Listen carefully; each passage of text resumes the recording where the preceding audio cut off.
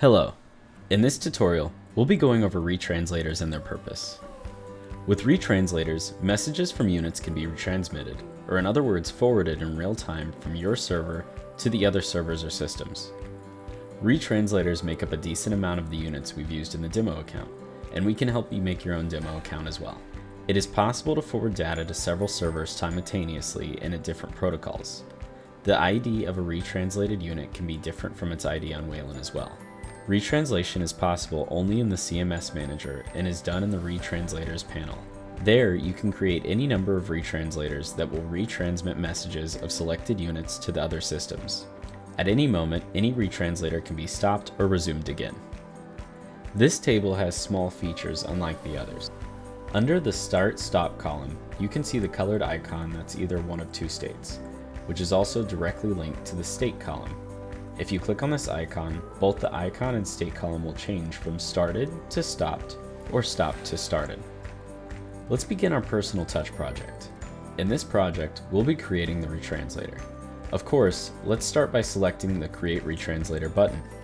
Now, let's name this retranslator. In my instance, I'll name the retranslator demo_account1. Next, let's select the protocol we wish to use. A protocol is a set of rules governing the exchange or transmission of data between devices. Basically, this is the data format in which our server will send out the output to the next server, even if that is back to our server again. In my case, I'll be using the Wayland Retranslator option. Let's select the server IP. I want to send this data to the personal server.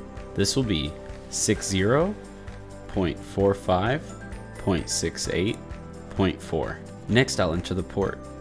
6582. If you've already created the sensors and unit properties of the device that's being forwarded, you can check the Add Calculated Sensor Values option so that you don't have to recreate those in the future. Now let's add units to our retranslator stream. Adding units here is the same as any other part of the system. Select what you wish to move and push over with the arrow. All units or unselected units will be available on the left, and the selected units should appear on the right. In this case, I'll only add this device. Below the list of selected devices, there's a text box with a highlighted device's unique ID. By default, it will be same as the original device's ID. By changing the device's ID in this box, you're changing the unique ID that it will show up as in the next system. Now we'll select OK to save our retranslator. Now that our retranslator is saved, let's click the Start button. Congratulations and thank you for completing our tutorial on retranslators. I hope by now you feel a little more at ease when operating through our platform. To further extend your knowledge of our platform, check out our other video tutorials for more specific trainings. I'll see you next time.